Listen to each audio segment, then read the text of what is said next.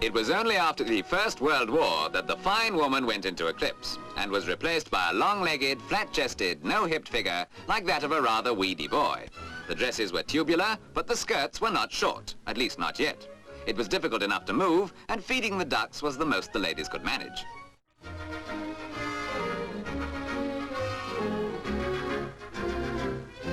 As you can see, some skirts were so tight that even feeding the ducks would seem to be impossible. The long umbrella was probably for support when tottering along.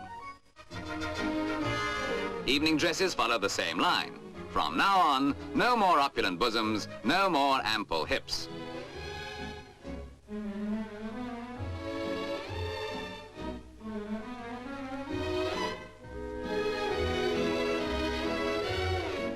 Pajamas, what would Grandmama have said? Smoking, too. Mannequin parades were all the rage, and women flocked to them as they had always done. And now the new style is beginning to emerge. Short skirts, legs exposed for the first time in flesh-colored stockings. What is the world coming to?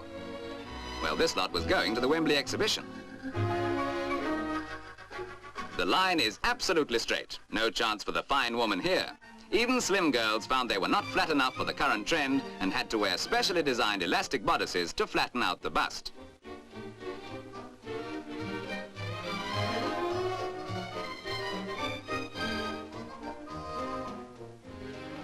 Anyway, the bright young things of the day seemed to like it. At least the short skirts enabled them to kick over the traces. Beach costumes were curiously proper. We did say curiously. And it wasn't until the early 30s that they began to expose as much of the body to the sun as possible, which is another contrast to the very latest style of covering up again.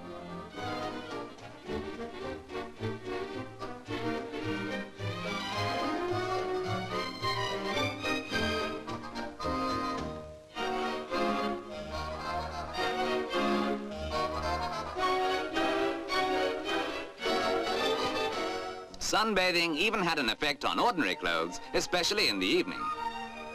Perhaps for the first time in history, all the emphasis was on the back, and evening dresses were most fashionable when they had no back at all.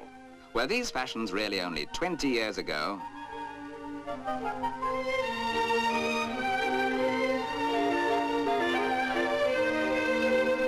Remember those terribly exaggerated shoulders? Women looked almost deformed, and that square look. For the evening, the ridiculous feather fan, apparently the last word in elegance.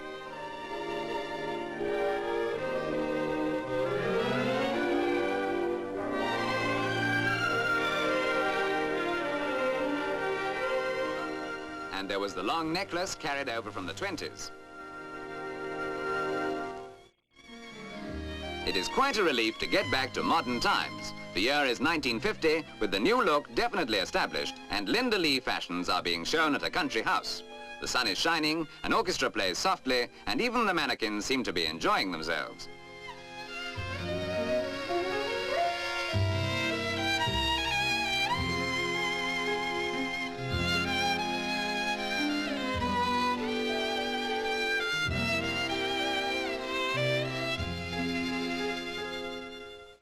And now we're right up to date at a Linda Lee fashion show indoors. We have entered the new era. Female charms have once more asserted their rights, and today no woman need aspire to be a maypole. The fine woman has come into her own again.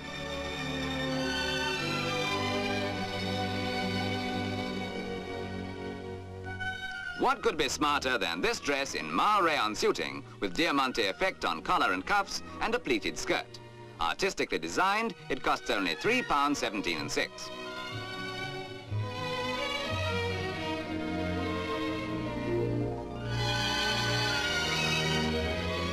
Just as attractive in its own right is this tweed dress with double knit jersey trimmings at collar and pockets. The collar is particularly important because on its shape and fit depends the lengthening of the line the designer has aimed for.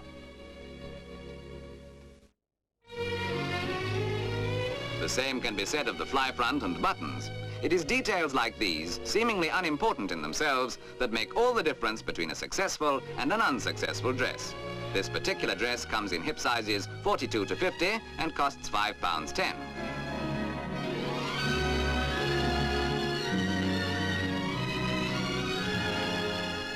There's no doubt the woman of today is the fine woman, and with dresses like these, she can look her best. Remember, Linda Lee earns admiration for the fuller figure.